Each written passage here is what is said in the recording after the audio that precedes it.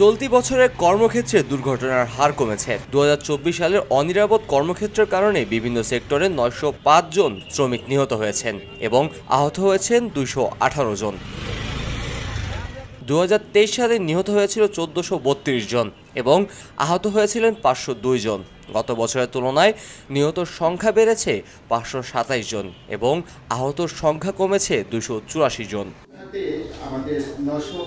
30 December সকাল Dhaka reporters ইউনিটের সাগররুনি মিলনায়তনে Bangladesh occupational safety and environmental OC foundation আয়োজিত সংবাদ সম্মেলনে এসব তথ্য তুলে ধরা হয়। প্রতিবেদনে বলা হয়, 2024 সালের কর্মক্ষেত্রে প্রাতিষ্ঠানিক খাতে নিহত শ্রমিকের সংখ্যা 113 জন এবং আহত 75 জন, আর অপ্রাতিষ্ঠানিক খাতে নিহতর সংখ্যা 792 জন এবং আহত হয়েছেন 143 জন শ্রমিক। এছাড়া সর্বোচ্চ 522 জন শ্রমিক প্রাণ হারিয়েছেন ও আহত হয়েছেন 52 জন।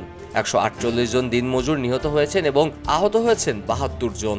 নির্মাণ খাতে 62 জন এবং আহত 5 জন। কৃষি খাতে শ্রমিকের মৃত্যু 61 জন, আহত 1 জন। মৎস্য খাতে নিহত 25 জন এবং আহত 10 জন। পোশাক খাতে নিহত 5 জন এবং আহত 29 জন।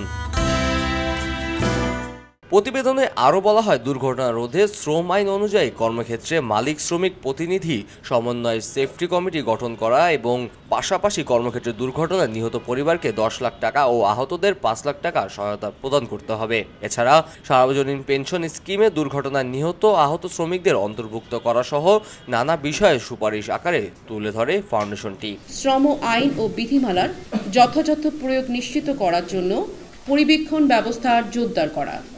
দ্বিতীয়ত, শ্রম আইন অনুযায়ী কর্মক্ষেত্রে মালিক শ্রমিক প্রতিনিধির সমন্বয়ে সেফটি কমিটি গঠন করা।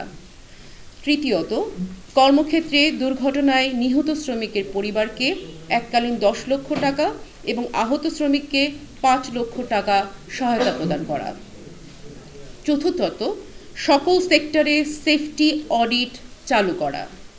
পঞ্চমত, সরকারিভাবে কর্মক্ষেত্রে দুর্ঘটনা সংক্রান্ত তথ্যের সঠিক ডাটাবেস তৈরি করা।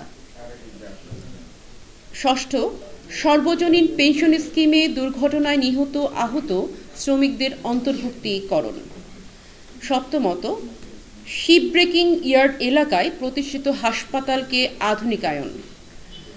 অষ্টমত, কর্মক্ষেত্রে শ্রমিকদের ব্যক্তিগত সুরক্ষা উপকরণ যেমন পিপিই ব্যবহার নিশ্চিতকরণ এবং একই সাথে পেশাগত স্বাস্থ্য ও নিরাপত্তা নীতিমালা সম্পর্কে শিল্প মালিক ও ব্যবস্থাপকদের অবহিতকরণ। এবং সর্বশেষ বলতে চাই, আমাদের পক্ষ থেকে পেশাগত ব্যাধি নির্ণয় ও চিকিৎসার জন্য বিশেষায়িত হাসপাতাল চালু করা। এলো খবরের কাগজ, নিখাত, নির্ভীক, নিরপেক্ষ।